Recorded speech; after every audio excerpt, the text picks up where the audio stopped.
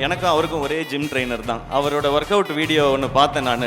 டம்மன் work out பண்ணி டம்பிள்ஸை தூக்கி போட்டு போனார். அதை எடுத்து நான் என் ட்ரைனருக்கு அமிச்சேன். இதை நீ இவர் இப்படி பண்ணுறாருன்றதுனாலே நீ என்ன ஒர்க் அவுட் பண்ண சொல்லி டார்ச்சர் பண்ணாத.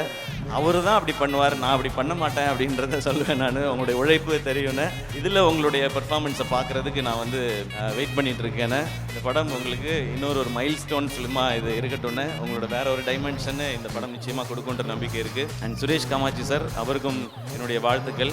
ஏர்போர்ட்டில் இந்த மாதிரி நான் எங்கேயாவது அங்கங்கே பார்ப்பேன். பட் சமீபத்தில் ஒரு எனக்கு ஏதாவது சின்ன சிக்கல்களோ ஏதாவது ஒன்று இருக்குன்னா திடீர்னு எங்கேருந்து வரும்னு தெரியாது. அவர்கிட்ட ஒரு வாய்ஸ் நோட் வரும். நீங்கள் அடித்து நவுத்திட்டு போயிட்டே இருங்க, யாரும் உங்களை ஒன்றும் பண்ணலாம் முடியாது அப்படின்னு சொல்லி ஒரு வாய்ஸ் நோட் வரும். ஏன்னா படங்கள் பெருசாக ஓடும்போது அது இண்டஸ்ட்ரிக்கு ரொம்ப ஸ்பெஷல். எவ்ரி மந்த் ஒரு பெரிய பெரிய கலெக்ஷன் தேட்டருக்கு வருதுன்னா அடுத்தடுத்து வர சின்ன படங்களுக்கும் இல்லை புதுசான ஐடியாஸ்க்கும் அது ரொம்ப ரொம்ப ஹெல்ப்ஃபுல்லாக இருக்கும். மீண்டும் ஒரு முறை என்னை கூப்பிட்டதுக்கு ரொம்ப ரொம்ப தேங்க்ஸ். இந்த விழாவுக்கு வருகை தந்திருக்கும் திரையுலகத்தைச் சேர்ந்த அனைவருக்கும், பெரியோர்களுக்கும் மற்றும் முக்கிய பிரமுகர்களுக்கும், எல்லாத்துக்கும் மேலே என்னுடைய குடும்பத்தாருக்கும், வந்திருக்கும் பத்திரிகை ஊடக நண்பர்களுக்கும், என் உயிர் துடிப்பான ரசிகர்களுக்கும் என்னுடைய வணக்கங்கள். ரொம்ப நேரமாச்சு, கடைசியாக பேச வச்சுட்டாங்க. Thank you Siva, that was wonderful words. And அவரோட வளர்ச்சி சூப்பராக போயிட்டுருக்குமா. அமரன் பார்த்தேன், it was wonderful. Keep going.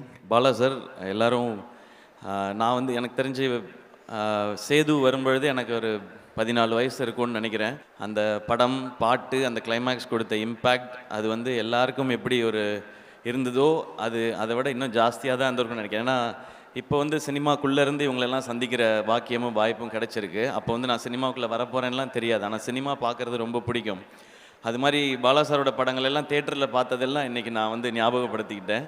இப்போ கூட அமரன் தீபாவளிக்கு ரிலீஸ் ஆகுதுன்னும் போது இது ஒரு சேட் எண்டிங் இருக்கே, இது தீபாவளிக்கு வரும்பொழுது கரெக்டாக இருக்குமா அப்படின்னு கேட்டேன். நான் சிலர்கிட்டலாம் சொன்னது பிதாமகன் தீபாவளிக்கு தான் வந்துச்சு, படம் பெரிய ஹிட் ஆச்சு அப்படின்றது தான் நான் ஃபஸ்ட்டு சொன்னது. ஸோ இங்கே அந்த மாதிரி நிறைய மித்து இருக்குது. இப்படி இருந்தால் அது ஒர்க் ஆகாது, அந்த மாதிரி நிறைய மித்தை உடைச்சது பாலா சாருடைய படங்கள். பாலா சார் மாதிரி இங்கே இருக்கிற பெரிய ஜாம்பவான்கள் எல்லாம். நான் கடவுள் படம் பார்த்துட்டு அது கொடுத்த மிரட்சி இன்னும் பெருசு. எனக்கு அதை விட சூப்பராக இருந்தது மணி சார் பாலா சார் பற்றி ஒரு இன்டர்வியூவில் சொல்லியிருந்தாங்க. நான் அந்த படத்தை பார்த்துட்டு வியந்து போயிட்டேன் அப்படின்னு சொல்லி. ஸோ மணி சார் மாதிரி ஒருத்தர் அவருடைய ஒர்க்கை பார்த்து மிரண்டு போகிறாங்கன்னா நான் ஒரு சாதாரண ஒரு ரசிகன் நான். அப்போ எனக்கு அந்த இம்பேக்ட் எப்படி இருக்குன்றத சொல்ல முடியும். ஸோ இந்த நிகழ்வில் பாலா சாரோடைய இந்த 25 ஆண்டு காலம் இந்த பயணம், அவர் தமிழ் சினிமாவில் செய்த அச்சீவ்மெண்ட்ஸ், அதை செலிப்ரேட் பண்ணுற ஒரு ஈவெண்ட்டில் நானும் இருக்கிறது எனக்கு ரொம்ப சந்தோஷம், பெருமை.